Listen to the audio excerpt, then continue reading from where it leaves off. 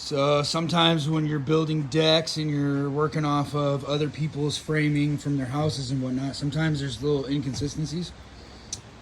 So we had to do some cheating because this post and this post over here are a little bit out of square. So this roof, I mean, you can't tell, it's not structural, it's not gonna matter, but from the wall here to here, we're out of square about half to 3/4 of an inch, so we kind of have to cheat. So I cheated the ledger out a little bit and kind of straightened that out. And then when we get over here, because our whole deck's going to be slightly out of square, when I run the picture frame, I'll run it a little bit long on that side, and then when we turn the corner over here, I'll run it a little bit short. So that's part of the reason that when we do our picture frame, I like to do about 1.25 inches of overhang, and that way if there's anything that's off, you can actually shove your picture frame out or in about 1/2 inch, and that'll leave you with about 3/4 of an inch still, and you could still get fascia or whatever you need to get on there. So that's what we're gonna have to do, because it's a little bit out of square here, so which changed their stuff up here and everything. So this is dimensional from framing to framing, but because this is out of square and we went dimensional here, 12 feet, that also leaves our corner a little bit out of square. So that's what we're talking about when we say we have to cheat. So I think it's actually that side is gonna come out. So we'll cheat that whole part of the picture frame out about 1/4, and then we'll cheat this in about 1/4. And that won't take all of it, but it'll make it imperceivable. And then again, we'll still have 1 inch of overhang. You know, we'll probably have 1.5 inches, or, well, that side will have 1.5 inches.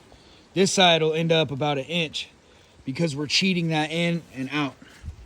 And then that'll make our frame look better. And then you won't see when these butt into our picture frame, it won't be like an aggressive angle that gets special cut in there or nothing like that. So that's just stuff to look out for when you're dealing with other people's work. It happens a lot. Sometimes people are kind of blow and go. And again, you know, 1/2 inch out of square is not anything that's super structural.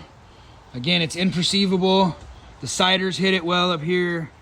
We're gonna do the same thing. We're gonna hide it well over here. And that's part of the artistry of carpentry sometimes, is that sometimes, like, I can't just move this post and I can't just move that wall. It's already built. So I have to do the best that I can do in order to make our work look clean, and also to not give way of other people's work, if that makes sense, you know? The best artists in the world know how to hide their mistakes or the mistakes of others if they're picking up where someone else left off. What we have left to do out here is we have to measure out our 12 feet, back 1.5 inches, snap that line through, which I already actually have a nail out there already. Let's see. It's right there. You can see it sticking up. So I can hook that with my string line. And then I have a mark over here, right? And we'll snap that through and cut that off. Whoop. And then we'll be able to hang our rim or our head out. And then the last stuff to do as far as framing this deck is going to be our blocking, our center span blocking. Anything over 8 feet long, joist, we're always going to do a center span block line. And that just kind of keeps things from twisting, etc., etc., and it takes away some of the bounce from the deck.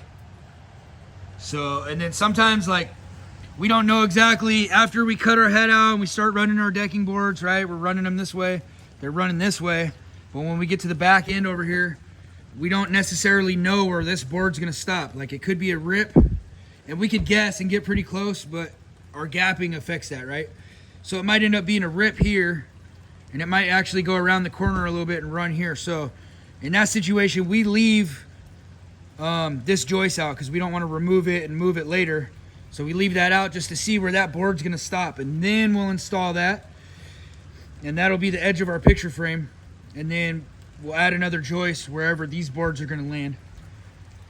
Same thing over here. We don't know exactly where our picture frame is going to hit, so that's how we do it. Situations like this, you double up, because we had to hang on this, so it has solid support here. This one right here is actually our ledger, and it goes way over there, right? And then we add a hanger back here, inside flange hanger, and we go ahead and hang another one, and that's what that is right there. And then we nail those and lag those together, and that's what we're going to hang off of for our structural integrity. And then it lands on a beam on this side, so that'll be nice and sturdy. Anyways, those are some more things to consider when you're doing decks. I know this video is kind of wobbly. I don't have my block line in there, and I was walking up there just being careful. Just trying to give you guys ideas. These are our stair drops here. That's what we're using to catch the ledger. We ran one board short, so we got that. We left it out so it's a pattern, make our life easier later. We can also trace our fascia for out here. That'll make our life a little bit easier since we ran short on materials anyways. And we ran one of our posts here in order to be able to hang our temporary stairs here so people could actually have access to the front door. Anyways, these are kind of things to consider when you're building decks and working off of other people's work. So